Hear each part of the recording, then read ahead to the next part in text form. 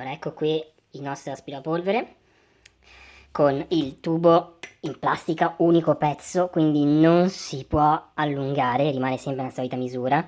Spazzola rotante con il nostro LED posizionato centrale. Poi abbiamo il corpo della macchina, eccoci qua, il corpo della macchina con il tasto di accensione, che è questo qua grigio, e questo invece è il grilletto del bus per aumentare la potenza, che poi tra poco vi faccio vedere come.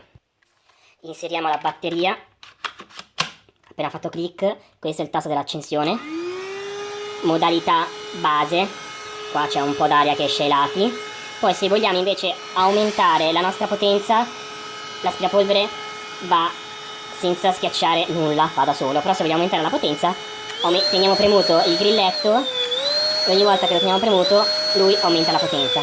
Se vogliamo invece spegnerlo, un solo clic e si spegne.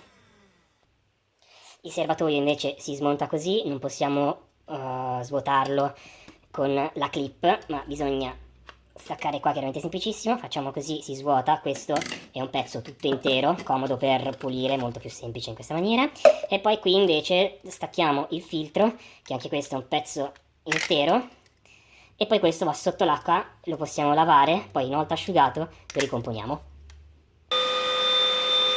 Ed eccolo qua, con la spazzola che ruota, la testina super snodabile e le spazzole stanno girando.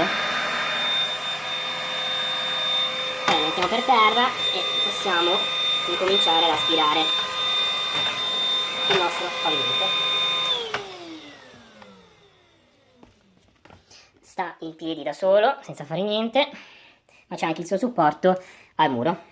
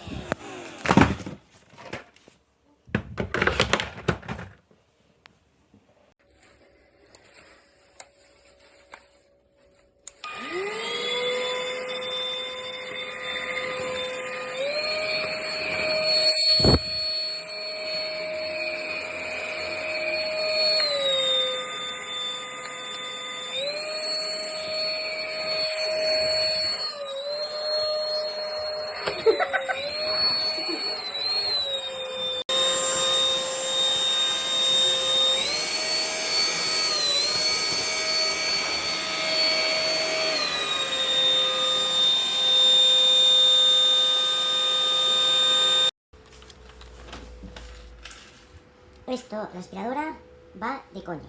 Si le damos a este botón, este gatillo de aquí, se enciende la luz y podemos ir aspirando tranquilamente. ¿Queremos más fuerza? Le damos aquí y vamos allá.